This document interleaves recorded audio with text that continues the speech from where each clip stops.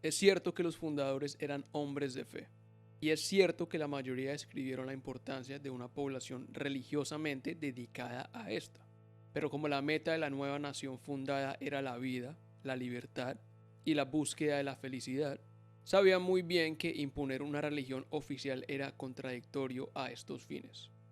Afortunadamente, estos genios eran discípulos de todo tipo de carriles de pensamiento y voltearon la mirada hacia Grecia, la otra semilla filosófica del mundo occidental. Bienvenidos de nuevo al sueño americano.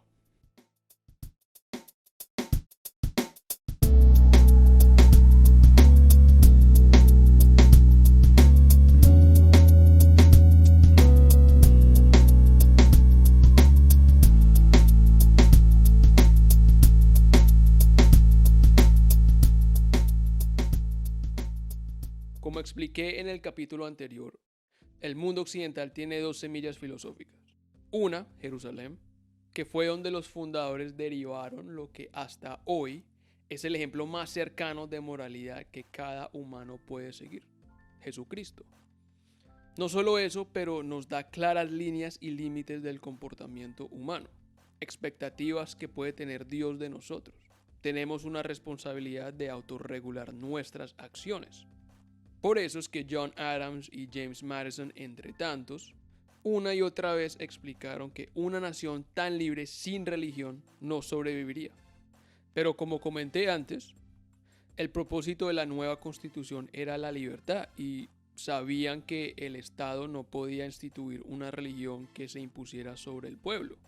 Y no solo eso, hay que recordar que la Biblia es un documento que en pocas palabras hace visible el reino de Dios sobre la tierra y nos acerca a él. Y aunque es un libro que naturalmente descentraliza el poder del ser humano, no es un mapa que demuestre la estructura gubernamental que se necesita cuando el ser humano comienza a expandir su población. Entonces, acá entra la segunda semilla, Atenas. La tierra cuyos pensadores más influyentes nos han heredado inventos y conceptos que hasta el día de hoy usamos.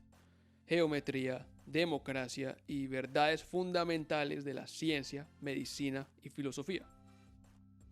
Entre estos pensadores se encuentra Sócrates, cuyo método socrático revolucionó la forma de debatir y argumentar objetivamente.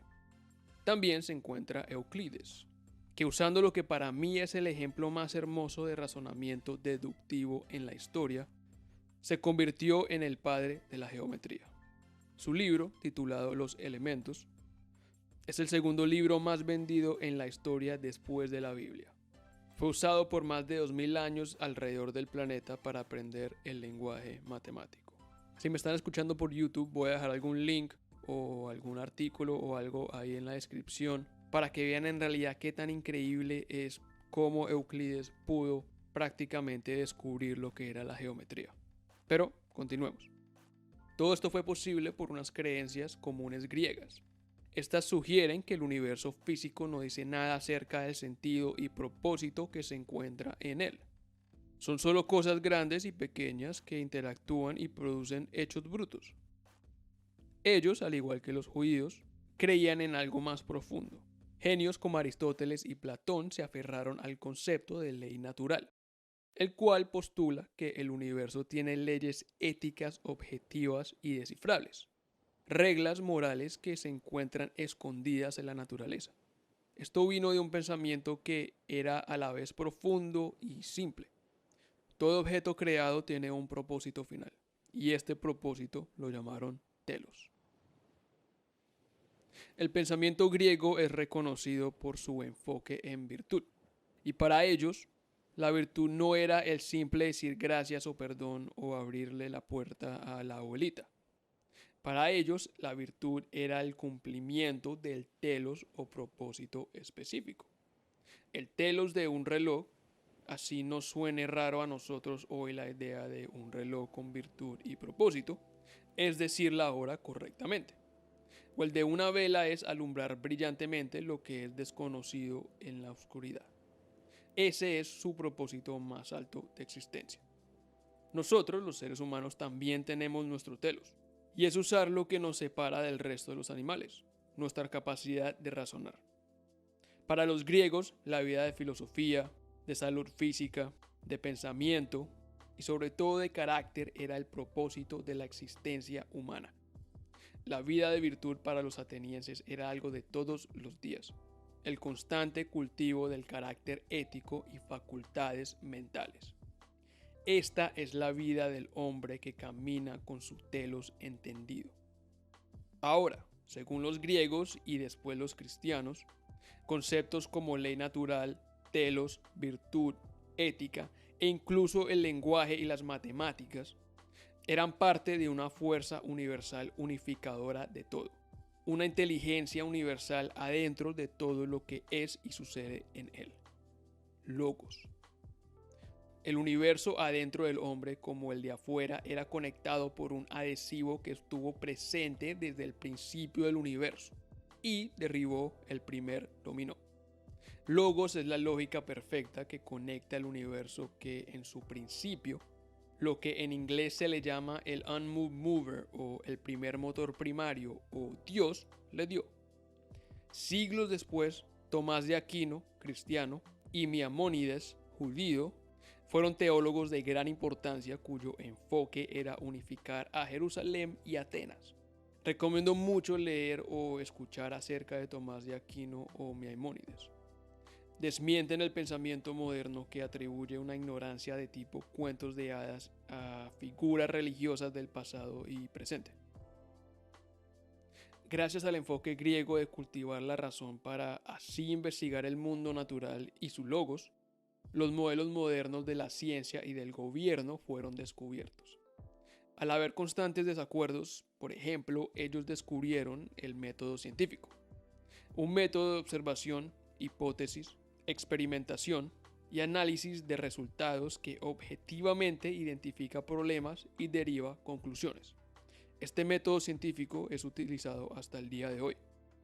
Ahora, hablando de gobierno, durante siglos, Grecia estuvo bajo monarquías y oligarquías y gracias a las grandes mentes y la evolución filosófica que desarrollaron durante años, se fueron descubriendo diferentes sistemas gubernamentales más justos y éticos.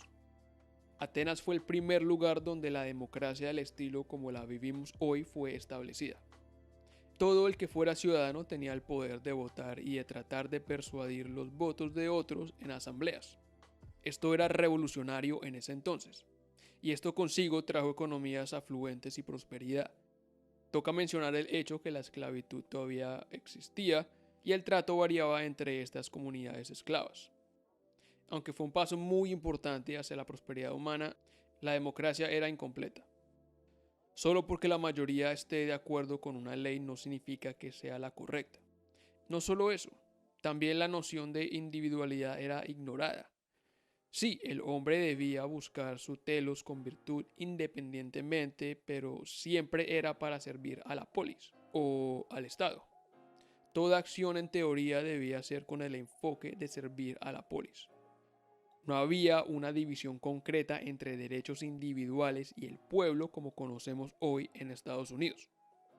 Y no solo eso, para los grandes pensadores la felicidad se encontraba en el pensamiento y la filosofía. Si uno era un granjero o guerrero o esclavo, ¿qué? Si la mayoría votaba por algo que incorrectamente violara mi autonomía, ¿qué?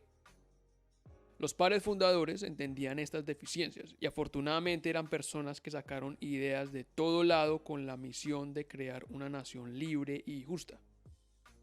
La idea de que Estados Unidos fuese una república con una fuerte separación de poderes fue gracias al historiador griego Polibio, por ejemplo, cuyo enfoque detallado de la República Romana fue una influencia clave en el libro titulado Del espíritu de las leyes por Montesquieu, libro que influenció grandemente las teorías de los padres fundadores. Por un lado, los fundadores se inspiraron de la increíble capacidad de razonar descubierta por los griegos. Su ley natural y ejemplos de democracia fueron los cimientos de la separación de poderes gubernamentales. Al mismo tiempo entendían la ineficiencia que plaga a todos los gobiernos y entendían que éste debía ser chico y limitado. Por eso es que Jerusalén es tan importante, porque una sociedad libre debe tener marcos objetivos de autorregulación. Y listo, ya. Con esto ya sabemos exactamente la filosofía detrás de los Estados Unidos. Mentira. La verdad es que Atenas y Jerusalén son solo las semillas. Pasaron más de 2000 años de evolución humana antes de la emancipación de los Estados Unidos, tratando de reconciliar las diferencias entre ambas.